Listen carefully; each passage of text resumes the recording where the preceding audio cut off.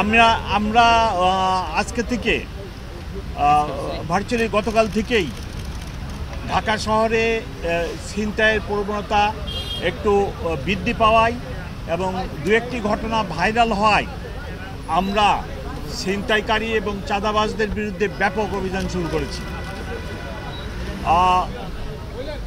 এই উদ্দেশ্যে এই ছিনতাইকারীদের ধরা এবং তাদেরকে দমন করার জন্য আমাদের সাথে ঢাকা মেট্রোপলিটন পুলিশের সাথে Bangladesh army, RAB, APBN, ATU সকল এজেন্সি আমরা এক জায়গায় যৌথভাবে এই অভিযান পরিচালনা করছি।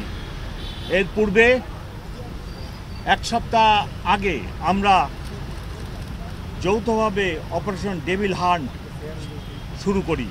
সেখানেও আমরা অনেক চিহ্নিত ক্রিমিনালদেরকে ধরে কোর্টে সোপর্দ করেছি।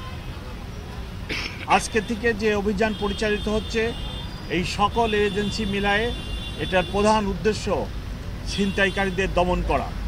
আপনারা জানেন এই ছিনতাইকারীরা অধিকাংশই 15 থেকে 20-22 বছরের বয়সের।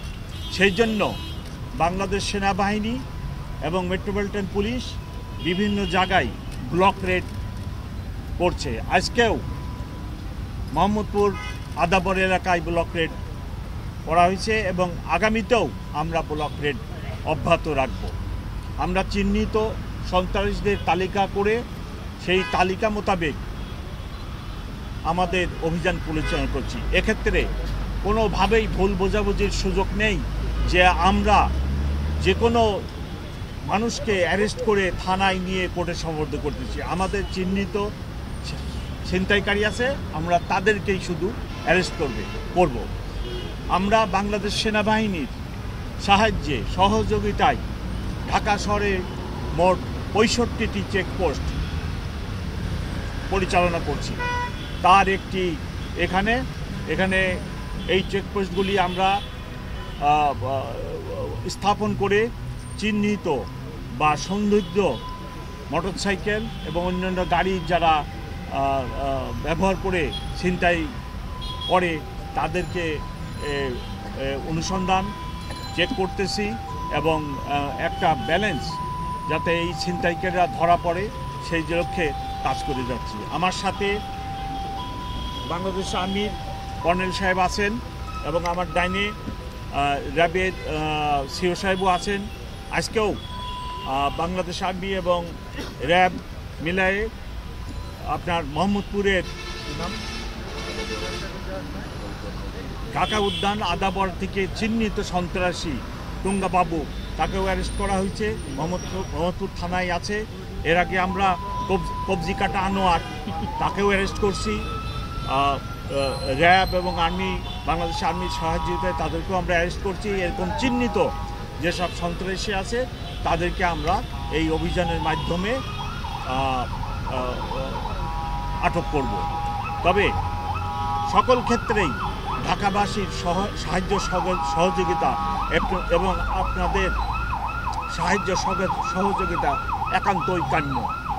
এখন আমি অনুরোধ করব আমার বামে বাংলাদেশ আর্মির যিনি অফিসার আছেন এবং ওনারা বলুক, পরে প্রশ্নের উত্তর দিচ্ছি। ওনাদের যদি কোনো পয়েন্ট থাকে ওনারা দুজন বলুক, তারপরে আপনাদের প্রশ্নের উত্তর দিব। এবং আমাদের দুজন মাননীয় উপদেষ্টা আমার পিছনে অপেক্ষা করতেছেন, ওনারাও 1-2টা কথা বলবেন, বলে শেষ করবেন। আপনার প্রশ্ন বুঝতে পারছি। আপনারা দেখবেন ইংরেজিতে যেটা বলে crime against property, crime against property অনেকগুলো আছে। ডাকাতি হয়, রাহাজানি হয়, এটা হয় সেটা হয়, চুরি হয়, বাগলারি হয়। তবে ঢাকা শহরে ক্রাইম এগেনস্ট প্রপার্টির ভিতরে সবচেয়ে সহজ যেটা ছিনতাই করা। কারণ হলো একটা চাপাতি আর 2জনে বা 3জনে মিলে এত অলি গলির ভিতরে সে এটা চাপাতিটা ধরে ছিনতাই করে ফেলে, কিন্তু ডাকাতির সংখ্যা নাই, অন্যান্য বাগলারির সংখ্যা নাই। কারণ ক্রাইম এগেনস্ট প্রপার্টি বা এই যে মাদকাসক্ত এইসব ছেলে পেলে এরা সহসাই একজন থেকে এই কাজটা করতে পারে, যার ফলে সমস্ত ক্রিমিনালরা এখন কাজ হচ্ছে ছিনতাইয়ে নিয়োজিত হওয়া। তবে পরিস্থিতি গত 2-3 দিন বা একটু খারাপ, তার আগে প্রায় মাসখানেক ছিনতাইয়ের ঘটনা খুবই কম ছিল। আরেকটা বিষয় আমাদের এখন মনে রাখতে হবে, আমরা মিডিয়ার যুগে বাস করি।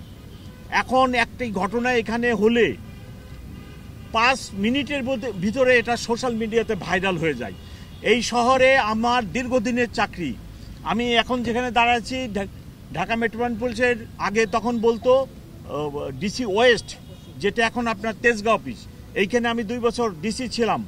তখনও অপরাধ হতো, অপরাধ যে কখনো ছিল না তা তো না। বিএমপি বস্তি ছিল, আপনারা পুনরায় সবাই জানেন, সেখানে মাদকের আড্ডাখানা ছিল, ছিনতাইকারী ছিল, তখনও অপরাধ হতো। কিন্তু তখন যেহেতু মিডিয়া এত অ্যাডভান্স ছিল না, সেই জন্য এত প্রচারণাটা হতো না। কিন্তু এখন একটা ঘটনা হওয়ার সাথে সাথে একজনে ভিডিও করে, ইভেন আগে যে একটা অপরাধ হলে 10টা লোক সামনে আগে এসে প্রতিরোধের চেষ্টা করতো, এখন সেটা না করে উল্টা পকেট থেকে মোবাইল বের করে উনি ওইটা ভিডিওতে ব্যস্ত থাকে।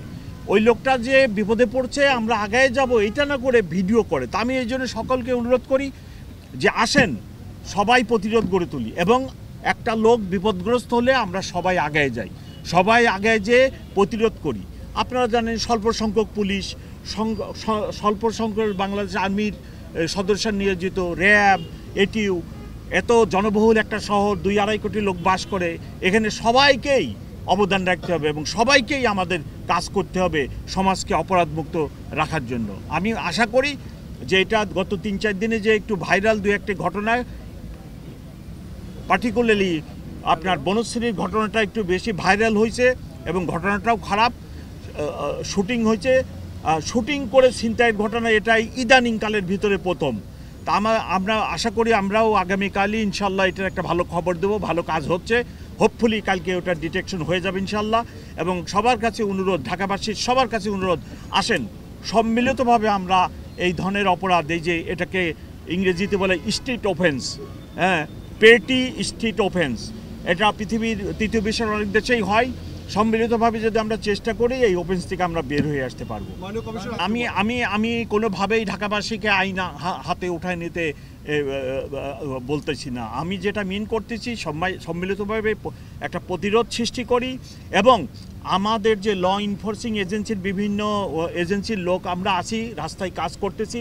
আপনি কতদূর গেলে এখান থেকে এই যে লেকপাড়ে গেলেই দেখবেন যে 2 জন পুলিশ, তার একটু পরে আগে যাই আমি এক্ষুনি দেখে আসলাম হাতের বাম পাশে 2 জন আনসার। এই কতক্ষণ পরপরই আপনি ল এনফোর্সিং এজেন্সির কাউকে না কাউকে পাবেন, আপনারা তাদেরকে হাতে তুলে দেন, আমরা আইনগতভাবে তাদেরকে কোর্টে সোপর্দ করি। আপনারা নিজেরা কেউ বা ঢাকাবাসী যেন আইন হাতে উঠে নেয় নাই।